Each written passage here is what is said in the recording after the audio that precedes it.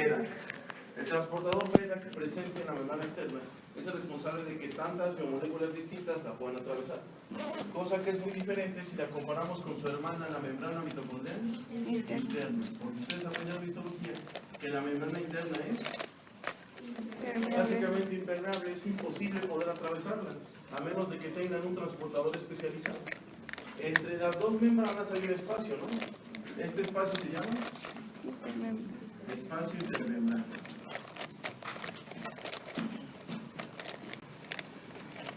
En este espacio intermembrana flotan muchas enzimas, como por ejemplo la piruvato deshidrogenasa. Hay un lugar allá adelante. Flotan muchas enzimas, como por ejemplo, hay dos lugares entonces, ¿verdad? Hay uno aquí también.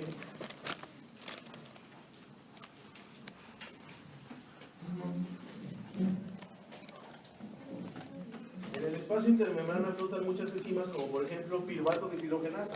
¿Se acuerdan de esa enzima hace dos semanas? Está formada por 3 unidades. Y también en este espacio intermembrana tenemos al citocromo C, del cual hablaremos más adelante. Y en el centro de todo tenemos a la matriz. Aquí se encuentran los chicos de Krebs. Entonces, ¿en cuál de estas 4 regiones localizaremos a los miembros de la cadena respiratoria? En la membrana interna, así es. Los 4 miembros que forman a la cadena respiratoria se localizan en la membrana interna, lo que significa que están viendo de un lado a la matriz y del otro al espacio intermembrana. Debemos hacer un zoom a este dibujo para poder apreciarlos mejor. Entonces vamos a hacerlo más grande para poder visualizar perfectamente bien los 4 elementos que forman a la cadena respiratoria. Complejo 1, complejo 2, complejo 3 y complejo 4.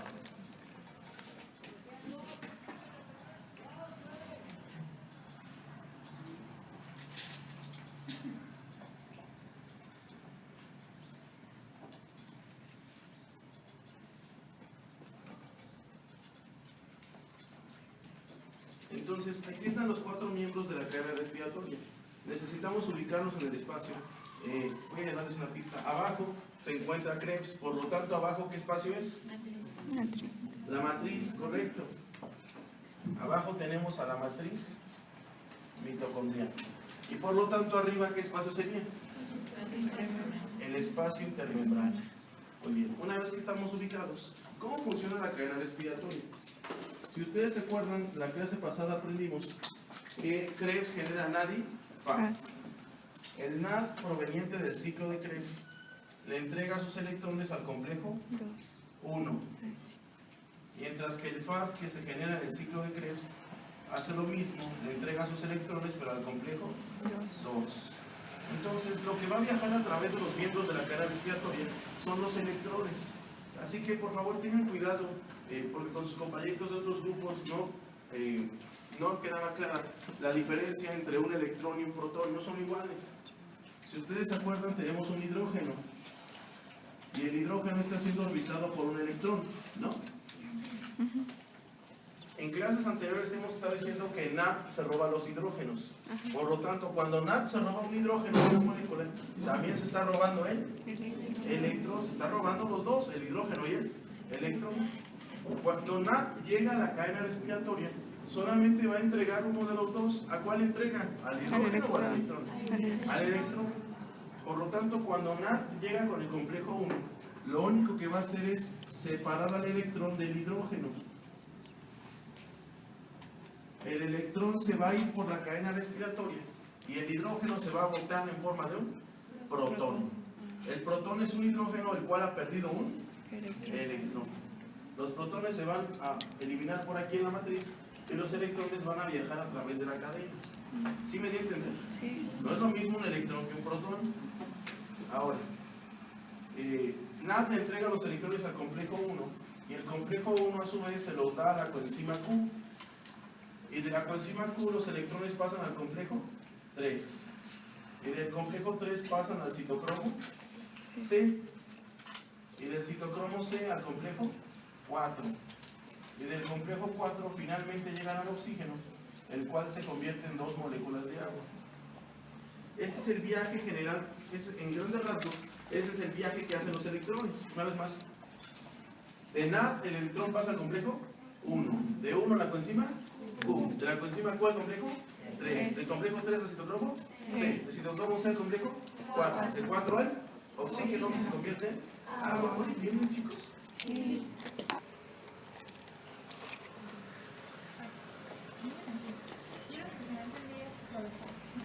No lo hemos explicado. ¿Siempre hemos estado aquí? Sí. Muy bien. Entonces, lo mismo pasa con FAD. FAD le entrega los electrones al complejo 2. Y del complejo 2 se lo dan a la coenzima Q. Y de la coenzima Q al complejo 3. Lo mismo. Y del 3 al citocromo C. Y del citocromo C al 4. Y del 4 al oxígeno. Seguramente se están haciendo varias preguntas con esto. Número 1. ¿Por qué estoy haciendo esto? ¿Cuál es el sentido de hacer esto? Quizás alguien se dio cuenta. ¿Cuántos ATPs hace la glucólisis? 2. Muy bien. ¿Cuántos ATPs hace Krebs? 1 y ni siquiera es un ATP, ¿se acuerdan? Es un GTP. Por lo tanto, ¿cuántos llevo? 3. ¿Con 3 ATPs podré sustentar a toda la célula? Pues no. ¿Dónde está todo el ATP que me prometió el metabolismo? Para entender de dónde viene todo ese ATP hay que estudiar la cadena respiratoria. Cada vez que los electrones se mueven a través de los complejos de la cadena, se genera energía. Y esa energía es suficientemente fuerte para permitir el bombeo de protones. Es decir, los complejos van a empezar a bombear protones desde la matriz al espacio intermembrana. ¿Se acuerdan que cuando NAD y FAD dejan el electrón, botan el protón, no? Esos protones están en la matriz. Lo que voy a hacer a continuación es pasarlos al espacio intermembrana. El complejo 1 bombea 4 protones. El complejo 2 no bombea nada. El complejo 3 bombea 4 protones. Y el complejo 4 es la ironía. Es el único que no bombea 4, solo bombea 2. Así es.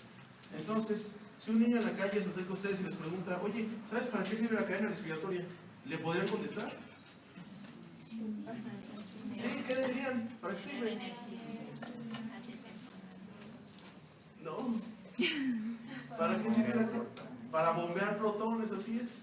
Para lo que sirve la cadena respiratoria es para bombear protones, aprovechando el flujo de electrones. Y ya luego le dirán lo que dijo su compañerita, este bombeo de protones servirá para crear ATP. Si quieren saber cómo no se pierdan una hora en el futuro.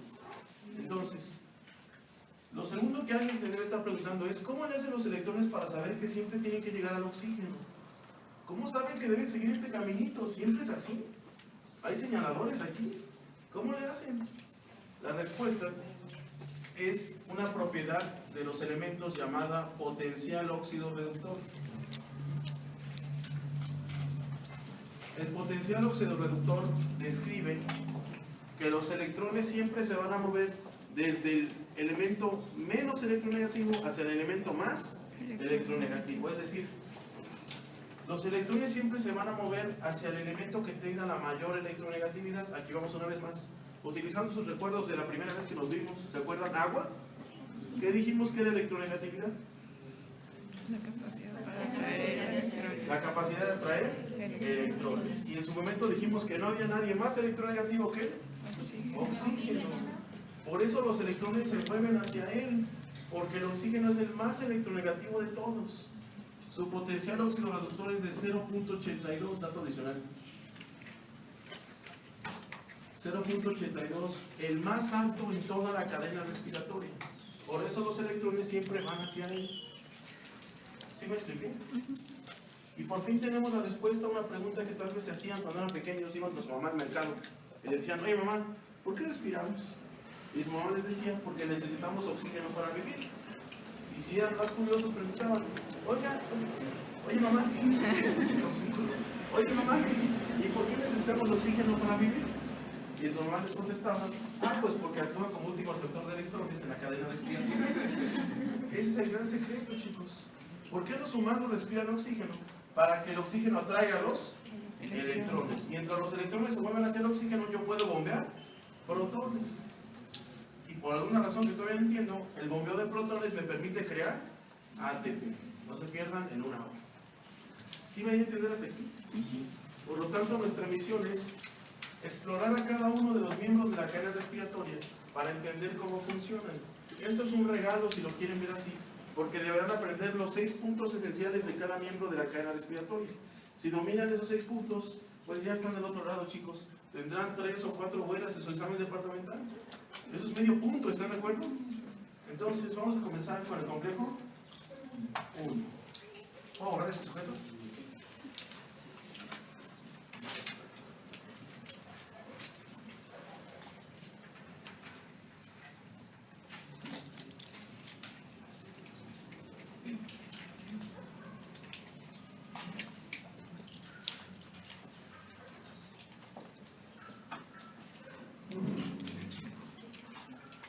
Vamos a enfocarnos ahora en el número 1.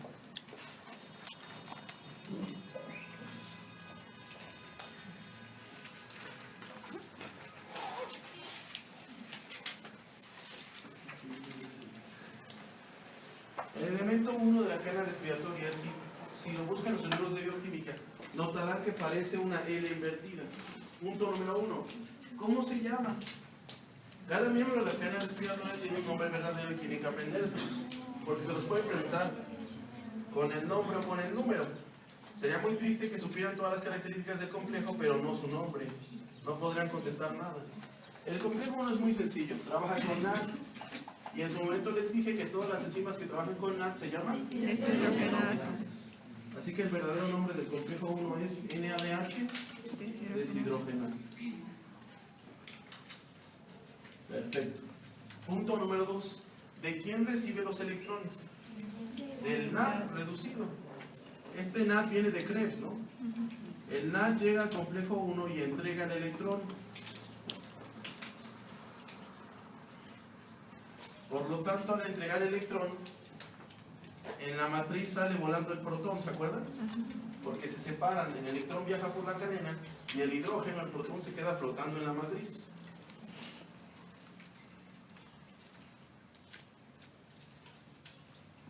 Punto número 3. ¿Cuáles son los grupos prostéticos del complejo 3? Aquí, perdón, del complejo 1. Aquí vamos otra vez. Utilizando sus recuerdos del primer bloque, porque todo lo que vimos en el primer bloque era para poder utilizarlo en el segundo. ¿Qué es un grupo prostético? Es una proteína. Algo diferente a Una la parte de la proteína. proteína. ¿Cuál era su característica? Una molécula, una enzima. Bueno, pero ¿cuál es? ¿Ya lo olvidaron? ¿Olvidaron lo que pasamos juntos ya? Un grupo prostético es una molécula unida covalentemente a la enzima. Si ustedes se acuerdan, casi siempre eran metales. Muy bien, ustedes. Casi siempre los grupos prostéticos eran metales. Los elementos de la cadena respiratoria son enzimas que se valen de metales para poder mover los electrones de un lado a otro. Cada vez que un electrón cae en un metal, el metal se lo pasa al siguiente metal. Como el juego de la papa caliente, ¿se acuerdan?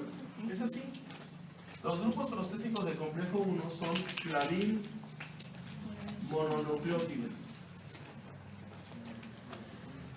alias el FML. Y el otro se llama centro hierro azufre. Vean, se llama flavin mononucleótido, viene de la riboflavina, ¿se acuerdan de esa vitamina? Sí. Entonces, funciona así. El centro flavin mononucleótido es el que atrapa el electrón. Y una vez que lo atrapa, le pasa ese electrón al siguiente centro hierro azufre. Y este centro hierro azufre se lo va a pasar a otro centro hierro azufre.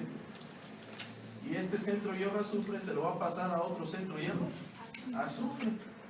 Y así el electrón se va moviendo a través del complejo, hasta que finalmente el último centro hierro azufre le pasa el electrón a la coenzima Q, muy bien, que sería el punto número 4. ¿Quién acepta los electrones al final? Coenzima. La respuesta es la coenzima Q. El punto número 5 es cuántos protones bombea durante este proceso. ¿Cuántos dijimos que bombeaba? 4. 4. Cada vez que los electrones se mueven a través de los grupos prostéticos, el complejo 1 es capaz de bombear 4 protones. ¿De dónde a dónde? De la matriz hacia el espacio intermembrana.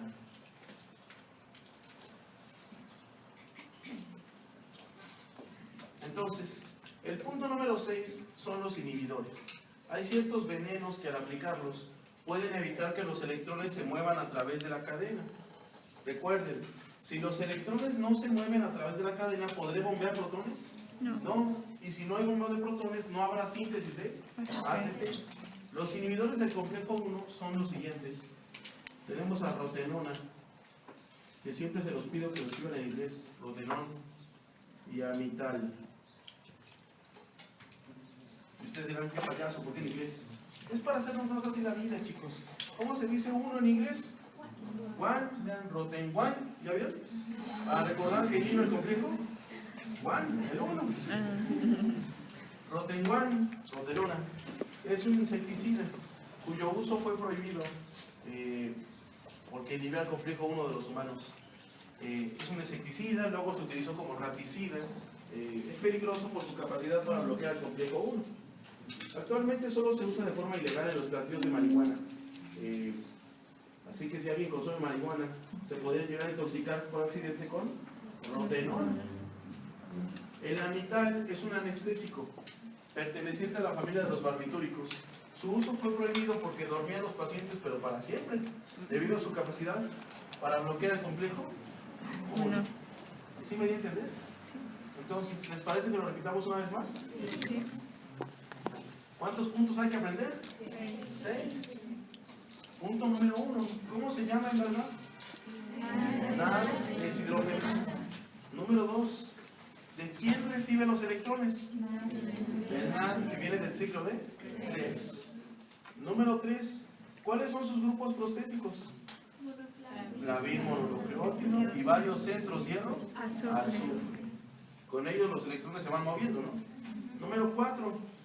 ¿Quién acepta los electrones al final? La coenzima Q, algo llamado coenzima. Y número 5. ¿Cuántos protones bombea? 4. Número 6. ¿Quién inhibe? Rotenona y amital. ¿Sí me di a entender? Si ustedes quieren explicarle este tema a otra persona, digamos a su crush, tienen que hacerlo explicando los 6 puntos para que sepa en qué debe enfocarse. Ok. Dime. Acuérdate que NAD, cuando entrega el electrón, libera protones. Es que debes imaginar que la matriz ya tenía desde antes muchos protones por todos los NAD que los van dejando. No lo veas como que inmediatamente se pega aquí. No, aquí ya hay cierta cantidad de protones en la matriz que se van a ocupar para estas reacciones y también para bombear, porque si lo ves con esto jamás te van a dar las cosas. ¿Va? ¿Alguna otra pregunta? Dime. ¿El NADH cuántos electrones le da al complejo 1? Le da 2. 2. Así es.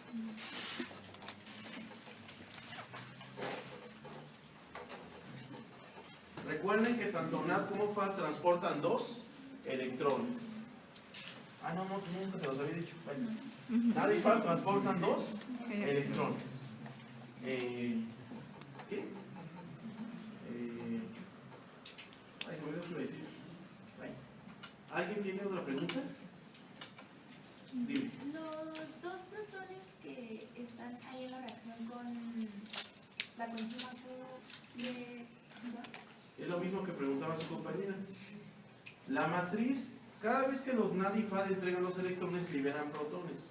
Lo que quiere decir que la matriz ya tenía desde antes de empezar cierta cantidad de protones en su espacio. Esos protones son los que se bombean hacia el espacio intermembrana y también se ocupan para estas reacciones. No lo veas como que el protón que libera NAD es el que se está usando para esto, porque jamás van a dar las cuentas. Son protones que ya estaban anteriormente aquí. Resultado de que el ciclo de Krebs ha estado activo todo el tiempo. ¿Sí queda? ¿Sí me di a entender hasta aquí? Sí. Vamos con el complejo 2, ¿les parece? Sí. ¿Puedo borrar?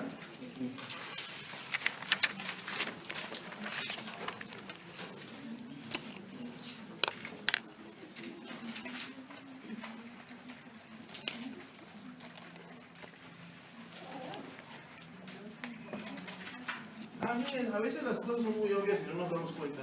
El otro grupo prostético, ¿cómo se llamaba? Además de centro hierro azufre. Lavín, mono, nucleótido. ¿Qué significa mono? Uno. ¿Quién lo tiene? El complejo 1.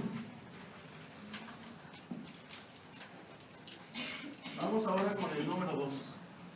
El elemento 2 de la cadena respiratoria, quizás muchos ya lo ubiquen porque es un viejo conocido.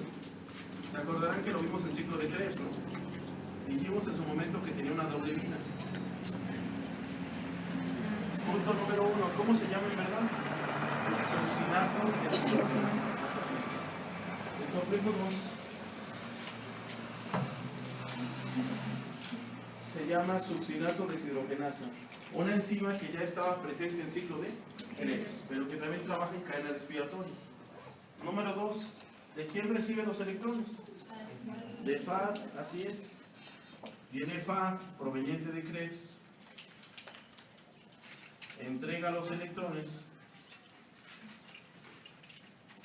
entra reducido y sale oxidado. Número 3, ¿cuáles son los grupos prostéticos del complejo 2? ¿Quiénes van a recibir esos electrones? La respuesta son los centros hierro, azufre. El complejo 2 solo contiene un centro hierro, azufre, todo chafa, que es el que va a recibir los electrones provenientes de FAD. No posee más. Punto número 4. Al final, ¿quién va a recibir los electrones? La coenzima Q, así es. Solamente que no necesariamente tiene que ser la misma coenzima Q del complejo 1. Pueden ser dos diferentes. Por lo tanto, ¿cuántas coenzimas Q llevo? Dos. Una por cada complejo. Punto número 5. ¿Cuántos va a bombear este? Ninguno. El 2 es el único miembro de la cadena respiratoria que no bombea protones. Y la respuesta está en el dibujo. ¿Alguien me quiere decir por qué no bombea nada? Porque no es una proteína integral. Pero ustedes ya son expertos en histología y deben hablar como tal. El complejo 2 es una proteína que solo da la cara a un lado de la membrana. ¿Es una proteína? Periférica. Periférica, muy bien. A diferencia de sus demás hermanos que van de un lado a otro, ¿no? Son proteínas integrales, otras membranales. Ellas sí pueden bombear protones. Ella no, porque es muy pequeña. No puede, está chiquita. Entonces, no bombea nada. Número 6. ¿Es inhibido por alguien? Sí. ¿Su inhibidor alguien lo conoce? Es malonato, así es. Cuya relevancia es ninguna. No existe correlación clínica relevante con intoxicación por malonato. Ese es un dato adicional.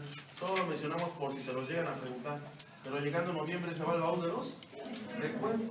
Hacerle compañía a la mayor parte de las funciones histológicas, menos H&E. Entonces, vamos a repetir una vez más, ¿les parece? Punto número 1. ¿Cómo se llama este sujeto en verdad? Succinato deshidrogenasa, que es parte del ciclo de Krebs. Número 2. ¿Quién le da los electrones? FAD, reducido, ¿no? Número 3. ¿Con qué grupos prostéticos cuenta? Solo hierro, azufre. Número 4. ¿A quién le entrega los electrones al final? A la coenzima Q. Número 5. ¿Bombea protones? No. Y número 6. ¿Alguien lo inhibe? Sí. Mano. ¿Sí me entiendes aquí? Muy bien, chicos. ¿Les parece que vayamos con el complejo 3? Sí. Espero.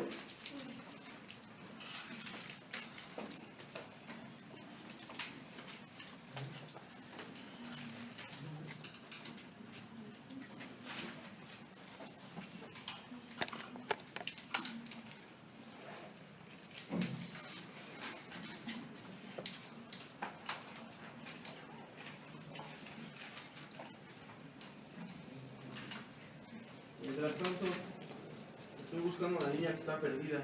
Aquí está Josie Ángeles. ¿Alguien conoce a Josie Ángeles? Si alguien la conoce, díganle que es la última que falta de su libro que se ganó. Por favor, infórmenle que tiene que venir por él. No de ti.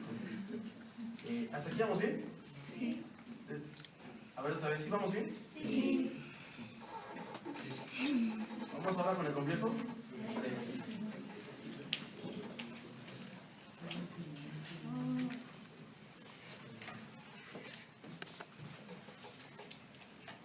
Ahora viene el hierro. Que a diferencia del complejo 2 es un poco más complejo. Perdón. Vamos con el complejo 3.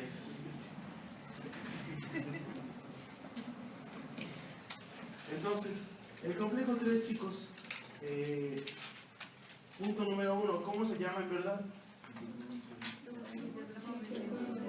Así es, el elemento 3 se llama citocromo C óxido reductasa. Citocromo C óxido reductasa es el verdadero nombre del complejo 3.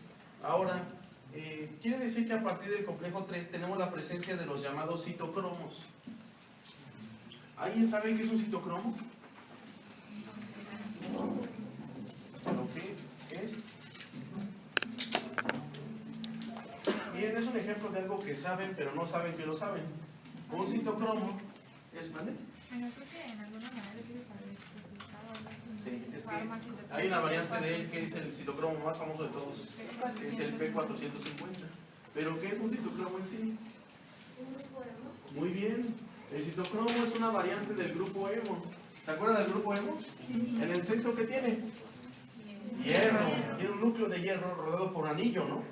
El anillo porfirina. Eso es un citocromo, es exacto, más o menos parecido. En el centro tiene hierro y por lo tanto eso le permite jugar con los electrones. Entonces, punto número 2, ¿de quién recibe los electrones? De la coenzima Q. Muy bien. Pero seguramente alguien está molesto porque dice, oye Mijail, tú has estado hablando de la coenzima Q, pero no explicas nada de la coenzima Q. ¿Valdrá la pena verlo más a fondo? Sí. Antes de entrar de lleno con el complejo 3, hablemos un poco de la coenzima Q. ¿Puedo borrar el 2?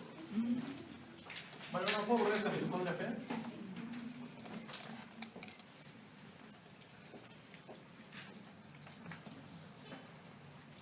Bueno, qué triste, chicos. Seguramente ustedes deben ser la última generación que le tocará estudiar este modelo mitocondrial. O tal vez ya les comentaron del nuevo modelo, donde las mitocondrias están todas unidas. Esa es la nueva postura. Ya no eso. Entonces, vamos con la coenzima Q. La coenzima Q su nombre verdadero es ubiquinona. Tienen que dominar los dos, por favor. Le pueden decir coenzima Q o ubiquinona. Entonces, no la confundan con la ubiquitina, por favor, porque la ubiquitina es la marca de la muerte de las proteínas, ¿se acuerdan? Si una proteína la marcan con ubiquitina, está condenada a ser triturada en el proteosoma. Entonces, la ubiquinona es la coenzima Q. Dos características debo recordar de ella. La primera es que es una molécula muy liposoluble. Utilizando sus habilidades de bioquímica en primer bloque, ¿qué era liposoluble? Más fuerte. ¿Estás bien? ¿No se lleva bien con el agua? No se lleva bien, no se lleva bien con el agua y se lleva bien con las grasas. Ahí lo estabas viendo, entonces, las moléculas liposolubles se llevan bien con otras grasas, como las que están en la membrana mitocondrial, chicos.